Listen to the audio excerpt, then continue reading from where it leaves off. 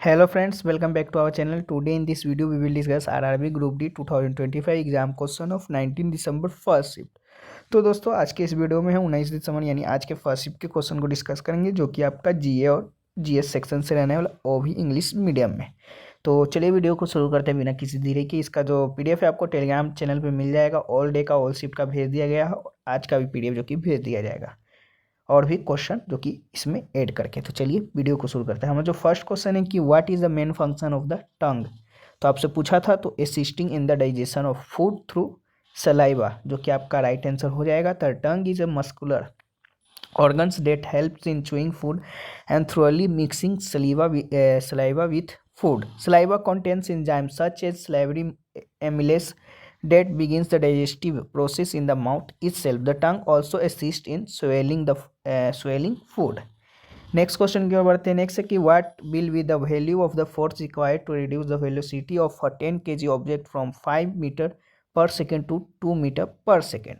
तो the force required to reduce the velocity of 10 kg object from 5 meter per second to 2 meter per second depends on time taken, but if it decrease in 1 second, a force of 30 newton n in the opposite direction will be required. This force is derived from the product of the object mass m and acceleration f is equal to ma, where acceleration is obtained by dividing the change in velocity by time. चलिए next question की ओर बढ़ते हैं।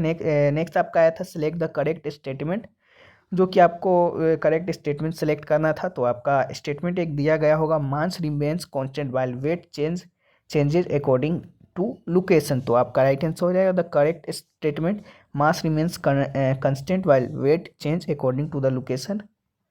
मास is the amount matter contain is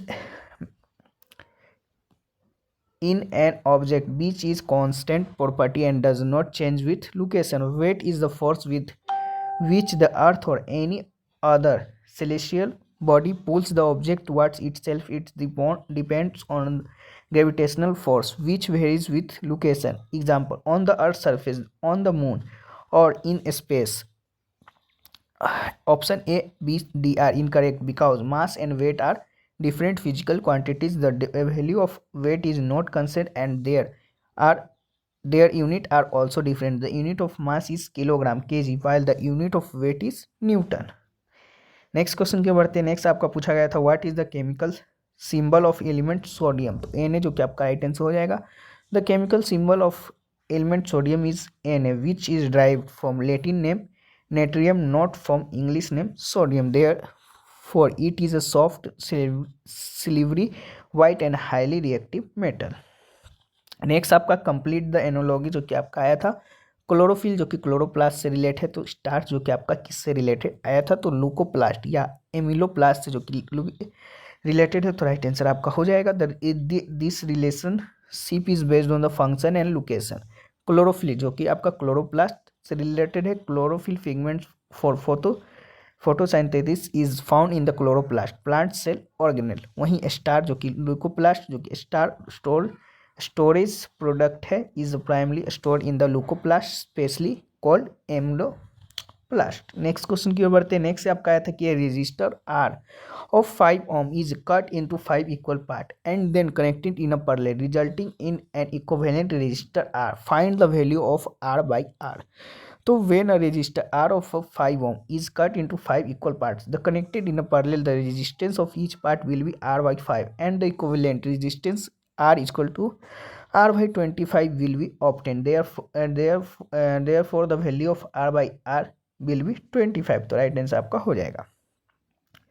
next है आपका which of the flowing option is not correct regarding the group of HCO2 and Na।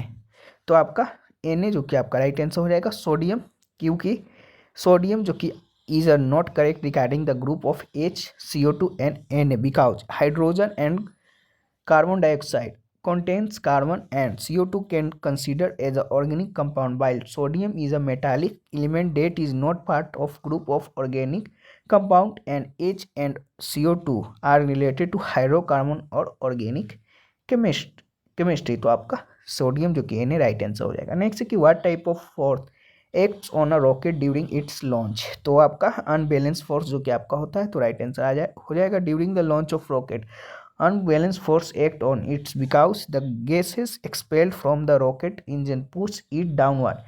Any action resulting in equal and opposite upward force reaction on the rocket which is greater than gravity and air resistance causing the rocket to accelerate upward.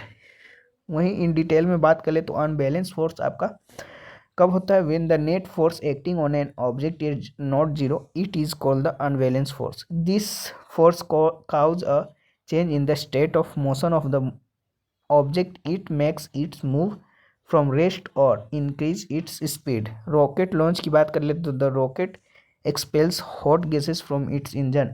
It is a very high speed towards the rear. This is the action. In opposition to this action, a large reaction force acts on the rocket in the forward upward direction. This upward force is greater than other forces such as the weight of the rocket, any gravity and air resistant drag, causing the rocket to move upward. तो right answer आपका unbalance force जो कि इसका हो जाएगा। तो ये रहा क्वेश्चन जो कि आपके आज के फर्स्ट यूनिट में पूछे गए थे।